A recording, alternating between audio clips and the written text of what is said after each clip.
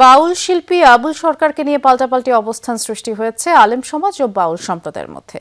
মানিকগঞ্জে ধর্মীয় অনুভূতিতে আঘাতের অভিযোগে শাস্তির দাবিতে আলেমদের বিক্ষোভ, অন্যদিকে মুক্তির দাবিতে মানববন্ধন কর্মসূচি দেয় বাউলরা। পাল্টাপাল্টি এই কর্মসূচি ঘিরে হামলায় দুপক্ষের অন্তত ৫ জন আহত হয়েছে। পরে পুলিশ পরিস্থিতি নিয়ন্ত্রণে আনে আর পণ্ড হয়ে যায় বাউলদের কর্মসূচি।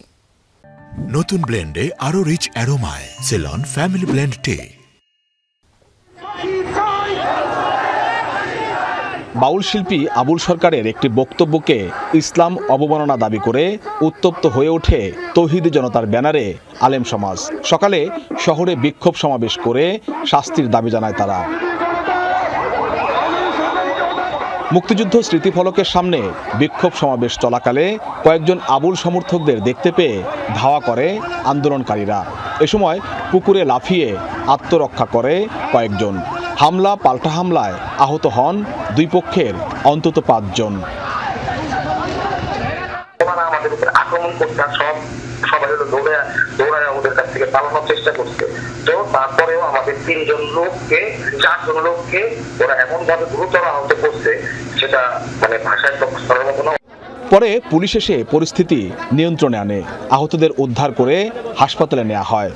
কয়েকজন বাউল শিল্পী চা খাচ্ছিল বা এই ধরনের একটা ঘটনা। তো এখান থেকে ওদেরকে দেখতে পেয়ে তৌহিদি জনতার যে প্রোগ্রামটা হচ্ছিল এখান থেকে একটি অংশ ওদেরকে দেখতে পেয়ে এখান থেকে ধাওয়া করে এবং ওইখানে গিয়ে তাদের উপরে চড়াও হয়। আমরা পুলিশ বিজয়মেলা মাঠের পাশেই ছিলাম, আমরা কাছাকাছি ছিলাম। আমরা যত দ্রুত সম্ভব পরিস্থিতি আমাদের নিয়ন্ত্রণে এনেছি। উত্তেজনাকর পরিস্থিতি তৈরির পর পণ্ড হয়ে যায় বাউলদের পূর্ব নির্ধারিত মানববন্ধন কর্মসূচি। প্রশাসনের অনুরোধে তারা এলাকা ছাড়েন। অন্যদিকে আবুল সরকারের শাস্তির দাবিতে জেলা প্রশাসকের কাছে স্মারকলিপি দেয় আলেম সমাজ। বাংলাদেশের সবচেয়ে ভদ্র সমাজ হলো আলেম সমাজ, কে বলে? সেইটার প্রমাণ আমরা ইনশাল্লাহ দেখাবো। ওরা যা করেছে তার জবাব আমরা প্রশাসনের কাছে চেয়েছি। প্রশাসন দিলে আলহামদুলিল্লাহ, না দিলে কি হবে সেটা পরবর্তী মুরব্বীরা সিদ্ধান্ত দেবে। সম্প্রতি মানিকগঞ্জের ঘিউরে এক পালাগানের আসরে ইসলামকে নিয়ে কটূক্তির অভিযোগে গ্রেপ্তার হন বাউল সমিতির সভাপতি আবুল সরকার। বর্তমানে তিনি কারাগারে রয়েছেন। বিএম খোরশেদ, যমুনা নিউজ, মানিকগঞ্জ।